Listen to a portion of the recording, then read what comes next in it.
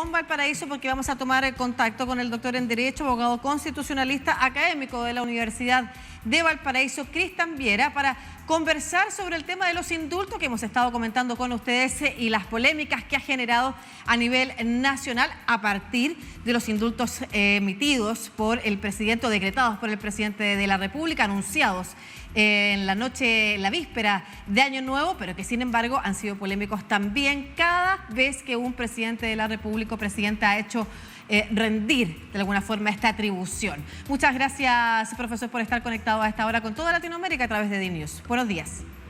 Buenos días, Lucía, ¿cómo le va? Muy bien, muchas gracias. Queríamos conversar con usted sobre, en materia general, el tema de los indultos a propósito de la información que ha surgido desde un partido de oposición en Chile, Renovación Nacional, que ha anunciado un proyecto de ley para suprimir definitivamente estas atribuciones presidenciales. Queríamos consultarle primero, ¿cuáles son las características del indulto en Chile, sabiendo que el indulto es una atribución que puede darse en distintos países de distinta manera, para distintos poderes también? En Chile en particular, ¿qué características tiene el indulto consagrado en la Constitución actual vigente desde la dictadura? Bien, el indulto es una institución que se relaciona con el derecho penal y el derecho constitucional. Y lo primero, tratemos de entender qué es lo que es. Y hay una definición clásica del indulto. El indulto es una causal de extinción o atenuación de la responsabilidad penal, pero no de sus efectos. Perdone lo técnico, ¿no? Pero tenemos que desmenuzar esa distinción. Porque el indulto es total, cuando se extingue la responsabilidad penal, o es parcial, cuando se atenúa. Y hemos visto todo tipo de indultos a lo largo de nuestra historia reciente. No sé si usted recordará, Lucía, el caso tremendo de Cupertino Andaur. Él fue condenado a muerte, porque existía la pena muerte todavía en aquellos entonces, porque el delito que cometió era gravísimo y se llegó muy fácilmente por la escala gradual de penas a la pena muerte, ¿no? Que era violación con homicidio del niño Zamorano Jones, un crimen horrible, horrendo. La pena fue muerte y el presidente Frei Ruiz-Tagle la rebajó a presidio perpetuo y él murió en la cárcel, finalmente, aquel condenado. Ese es un indulto parcial. Caso parecido el de la pastora aymara Gabriela Blas, que tenía una pena por un homicidio culposo, ¿no? O así delito de homicidio o abandono de lugar, pero de cuidado a un infante, pero en ese caso también el presidente Piñera otorgó un indulto parcial para que la pena la pudiera realizar en libertad. El indulto total supone la extinción, pero ojo, no se extinguen los efectos, que eso es muy importante tener en presente a diferencia de la amnistía. ¿Qué significa esto? Que para efectos del futuro, si se quiere imputar una reincidencia, siempre va a aparecer la condena. Entonces, esta facultad es muy vieja además en nuestro sistema, viene ya en términos constitucionales desde 1833. ¿Bien? O sea, ha estado toda la vida presente como facultad del presidente de la República. Perfecto. Precisamente el caso que usted menciona del presidente Frei es interesante para conversar porque en ese momento se esgrimió precisamente que sus condiciones como católico, cristiano, le impedían poder avalar la pena de muerte, ¿no es cierto? Y por eso él entonces indultaba a las personas que estaban condenadas a esa condición.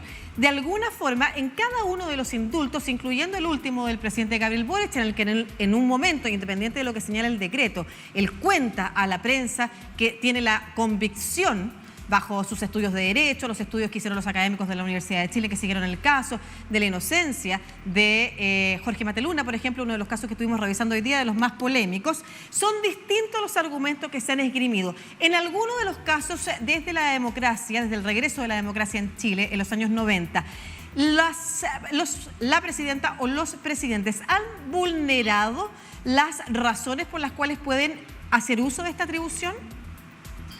El indulto es una herramienta institucional y es una facultad del presidente de la República y que se encuentra reconocida al menos en nuestro sistema político desde el año 1833. En ese sentido es una facultad privativa. Las razones por las cuales los presidentes indultan son de todo tipo. Algunas son, por ejemplo, razones estipuladas. No. Tienen la facultad de otorgar indultos particulares. Esa es la facultad. La condición es que se trate de un condenado por una sentencia firme. Y cuando la sentencia está firme, eso está definido en la ley también, cuando ya no hay ningún tipo de recurso de impugnación respecto de esa decisión. El único requisito es que la sentencia debe estar firme.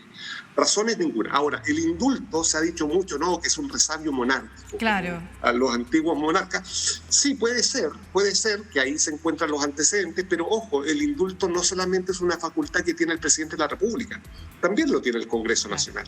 Y el Congreso Nacional también ha hecho uso del indulto. Recuerdo 2 periodos, uno reciente, con motivo de la pandemia, no sé si usted recuerda, Lucía, que se dictó un indulto general para muchos condenados que cumplían determinados requisitos. ¿Para qué? Para descomprimir el confinamiento carcelario. Claro. Eso fue uno. Pero otro que fue muy polémico, muy polémico, es a comienzos del inicio del gobierno democrático del presidente Elwin, en que se modificó la Constitución para conceder indultos a algunos condenados por algunos crímenes cometidos en dictadura, pero por circunstancias políticas. Se generaron indultos, que en ese caso el presidente Elwin hizo uso de un indulto más bien parcial, ¿no? Atenuó, porque la pena sustitutiva fue, o saben qué, los indultos, pero no cumple la pena en Chile, y se cambió por extrañamiento, es decir, cumplir la pena fuera del país. O sea, el indulto es una herramienta que no es un resabio monárquico, sino que es una herramienta de utilización por razones políticas entendidas en un buen sentido, para mejorar nuestra convivencia. Perfecto. Desde ese punto de vista, ¿usted considera que es correcto o no avanzar en la idea de suprimir el indulto como atribución presidencial o del Congreso establecida en la Constitución y en la ley, ¿no es cierto?, en la que se regula las características de los indultos, precisamente porque para algunas personas pasaría a llevar la independencia de los poderes? Y si al mismo tiempo nos puede dar también algún ejemplo o una visión del derecho comparado que nos permita saber si esto sucede en otros países de las mismas características, o hay algunos que han avanzado en algunas maneras más modernas quizás de entender el indulto o las independencias efectivamente entre los poderes. Mire, efectivamente se trata de una facultad que en rigor toca una facultad jurisdiccional, pero en general esta separación entre los órganos del Estado nunca es tan nítida, porque a veces se cruzan competencias. Por ejemplo, uno podría decir en materia legislativa, ¿quién hace las leyes? El veto presidencial, la atribución exclusiva del presidente, se van exactamente, tapando, claro. Se van tocando, ¿no? Se van tocando, y lo mismo en materia jurisdiccional, que también el Congreso tiene facultad de amnistiar, olvidar, bueno. O sea, nunca es tan nítido. Eso es lo primero. Lo segundo, ¿es razonable eliminar la facultad de indulto? Depende. ¿Depende de qué? Porque como toda facultad que es discrecional, puede terminar siendo una herramienta que se usa arbitrariamente. Si usted mira recientemente en los diarios de abril el caso del expresidente de Brasil, Bolsonaro indultó a una cantidad de policías, vaya uno a saber por qué razón. O sea, es una herramienta que puede estar ahí y se puede hacer mal uso de ella.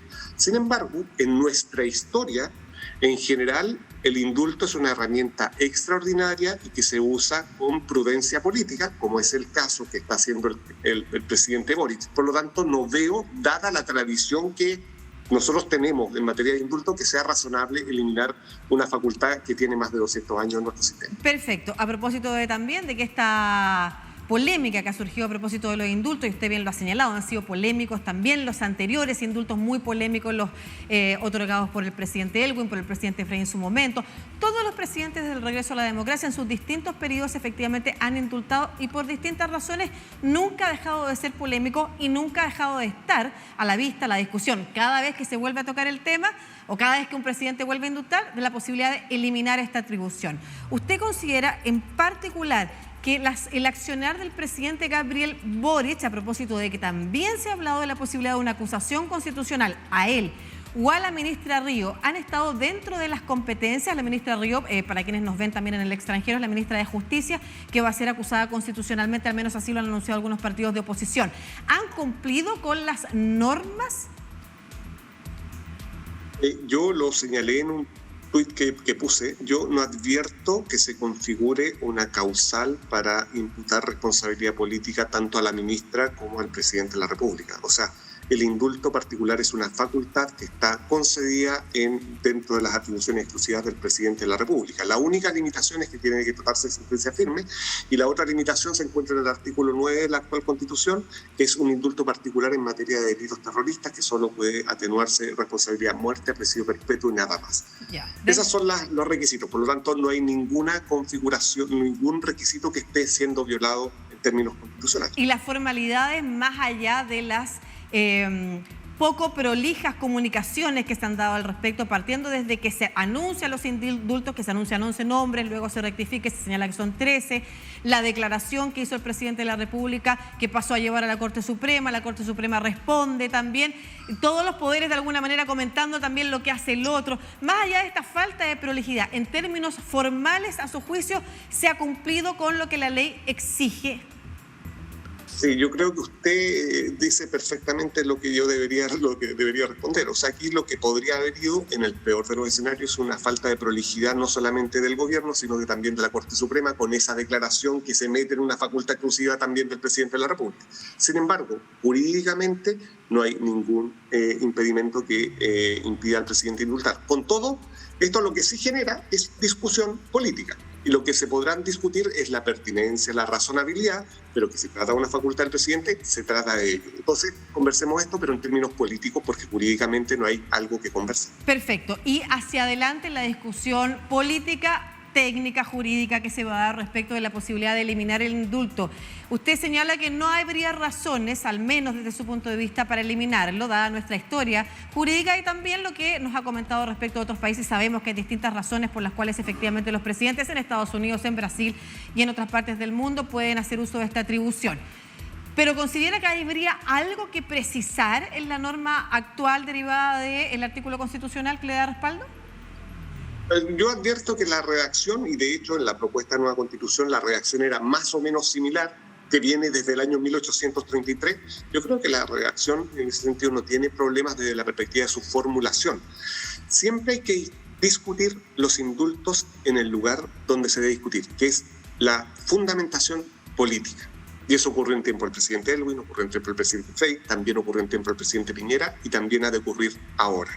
Es una facultad. Yo creo que esta propuesta de reforma a la Constitución es simplemente un aprovechamiento de una coyuntura, pero no tiene mayor razonabilidad, y apostaría que no tiene gran futuro. Y si me permite, adelantando, si prospera la futura discusión constitucional, yo creo que también va a ser más o menos evidente que se considere la facultad al presidente de la República, si es que esa es la figura del nombre de nuestra máxima magistratura, tenga la facultad de indultar particularmente. Perfecto, muy interesante además su comentario respecto de que la discusión sobre los indultos se tiene que dar en la arena política, que es esa la razón que está detrás de la posibilidad de en este caso, ejecutivo, un representante del Ejecutivo, que es el presidente de la República, aunque se delega en la ministra de Justicia, hoy en este caso en particular, en nuestro caso ha sido el ministro de Justicia, que ha sido quien ha aprobado o no ha aprobado la posibilidad de indultar a alguien, como fue en el caso de la presidenta Bachelet, cuando también Jorge Mateluna estuvo en la lista de los posibles indultados, y en ese caso el ministro de Justicia, entonces Jaime Campos, rechazó